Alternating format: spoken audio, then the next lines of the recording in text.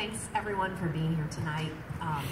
It's always hard to hear those stories that touch the heart of loss, but tonight, Michael and myself want to give you a story of our victory over cancer. And I have to read it too because I don't want to get too long-winded and give you too much information. So bear with me as I do this, and you can see him here, and as you hear the story, you'll understand more about how amazing it is that he's sitting here playing this keyboard. I still remember it like yesterday, when we heard that awful C word first spoken. It was in the fall of 2002, and I was down visiting Michael in Jamaica before we were to return to work together on a cruise ship where we met. Over the past few weeks, he'd mentioned not feeling very well and having back pain that was crippling and gum swelling, but he thought it was no big deal. We were planning a day out in the town at the beach, but those plans quickly changed.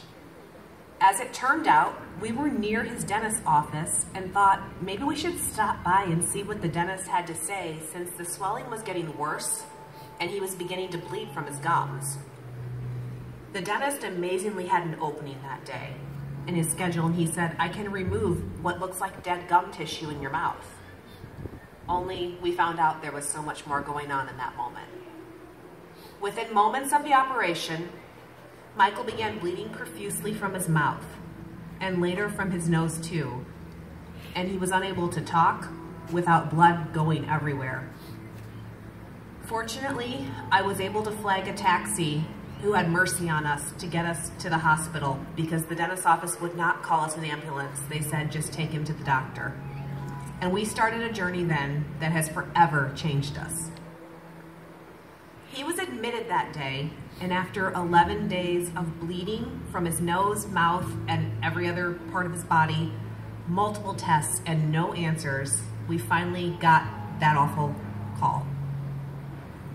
The doctor asked me to please come into his office, and immediately he said to me, "You need to sit down. I have some very tough news to share with you." He proceeds to tell me that Michael has acute myelocytic leukemia, and that unfortunately it's such a late stage that 96% of his red blood cells are cancerous, and treatment probably will not help him recover, but he said, "I will attempt it with some aggressive chemotherapy." I remember that day like yesterday, looking at the doctor and saying to him, "I understand what you're telling me, but you need to understand I still believe in miracles." He looked at me, not saying much more, but he told me, "Please don't set your hopes high from a medical perspective. He's probably going to die." I walked out of the room and I immediately began to pray. I didn't know what would happen, but what I did know is we were not giving up without a fight, and we sure didn't. We began treatments immediately, and as many of you know, chemotherapy is not kind to the body. Over the course of the next 2 months, Michael did 2 intense 7-day rounds of chemotherapy, each having a 2 to 3 week recovery period in between. Unfortunately, his platelet levels were incredibly low going in, and they further lowered after the chemo. And he actually suffered a spontaneous brain bleed, resulting in a stroke. He couldn't walk or talk or do anything. The medical team there said they could not give him platelets when they were this low because the country, Jamaica, had a shortage. And they said he's not well enough to survive, so we can't waste our precious resources on him. Well, here he is. He survived the stroke. And let's just say after that, and some strong talking from a few people in his family, they didn't withhold those platelets anymore. But because of the stroke, at this point he couldn't walk, talk, chew, or do anything on his own, even go to the bathroom. But we refused to give up. We knew he still had a purpose here and felt that in every part of us. Amazingly, at this point, we had the first small glimpse of hope. We got news that his first round of chemotherapy had gotten him into a 70% remission. And the doctors said maybe there is some hope, but they still warned us and said, this type of cancer is not able to be survived and impossible to have a long life expectancy unless you can get him a bone marrow transplant. And by the way, it's too complex. We don't do those in Jamaica. So they told me, you need to take him to the States. And so that began another obstacle we overcame by researching how could we possibly get him a transplant with no health insurance and no visa. During this search for the transplant, Michael was very ill and weak from the chemo and the stroke, but he refused defeat. So this is the part in our story that is very special and unique, and I feel it's not fair to share our story without this crucial detail. You will have to bear with me because this is not typical, but it's our reality and what we encountered, and I believe a very big part of why Michael is sitting here playing music before you today alive. We were sitting in his cubicle area in the hospital, separated off only with a curtain because you don't have your own room in the Jamaican hospital, when we heard a woman pull back his curtain and ask, "Can I come in and talk with you?" She proceeds to say to us, "I had a dream last night that I was to come to this exact spot where you're at and pray for a man who's dying." So she looks at us and says, "I believe it was you that I was sent to pray for. Would it be okay to pray with you?" We said, of course. As you know, when you're going through something this challenging, you covet prayers, well wishes, anything positive from anyone who's willing to offer it. So she prays and she says to Michael, "I want you to know that no matter what the doctors say, and no matter what you go through, I truly believe you're healed." This woman then walks out, and we never find her again. Yes, I know this sounds like a Hallmark movie right now, but this is our reality. So, the doctor sees Michael on his way to the bathroom that evening and stops him, saying he needs to draw more blood. That the labs made some kind of error with his blood work. They mixed it up with somebody else's because it's too good to be his. He and I look at each other in awe at this moment. Him sick, with a cane, hobbling to the bathroom, me standing there thinking, OMG, like I'm being honest, that's what I thought. We wait, and to hear the results that next morning, lo and behold, it was his blood. And the doctor says, "We don't understand this. We need to do another bone marrow biopsy and see what in the world's going on."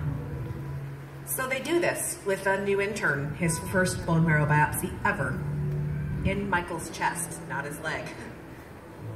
He survives this, amazingly, and says, "We can't find any more cancer." Woo. The doctors don't know what to say because they've never seen this type of recovery from this type of leukemia in Jamaica ever. Pretty amazing, right? Yeah, that deserves a clap. Pretty amazing.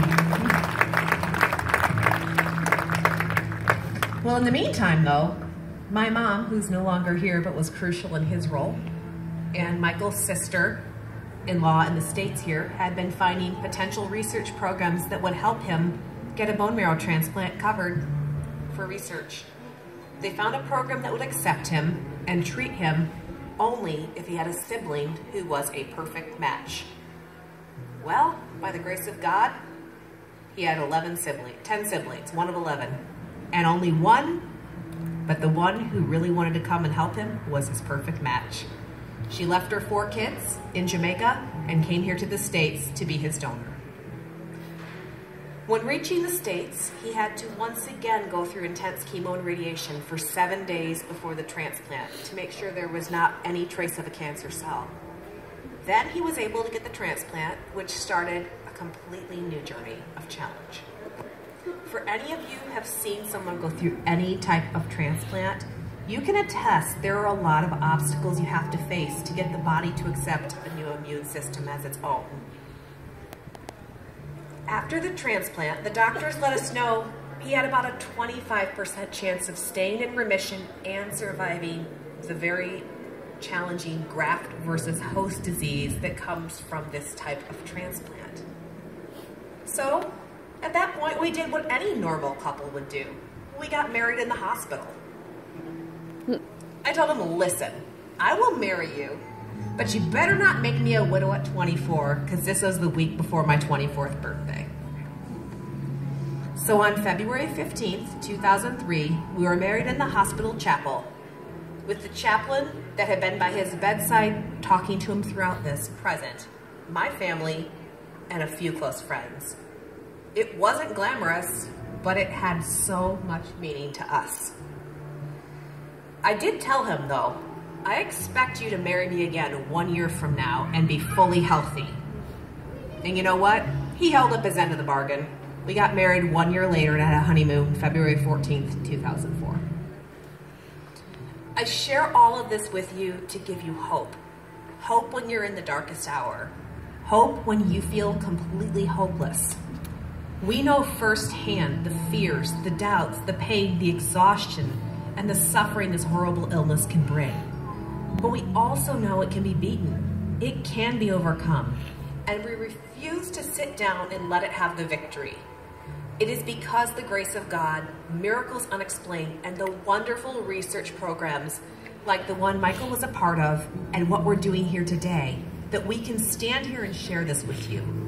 I want to thank each and every one of you for your part in this battle against cancer.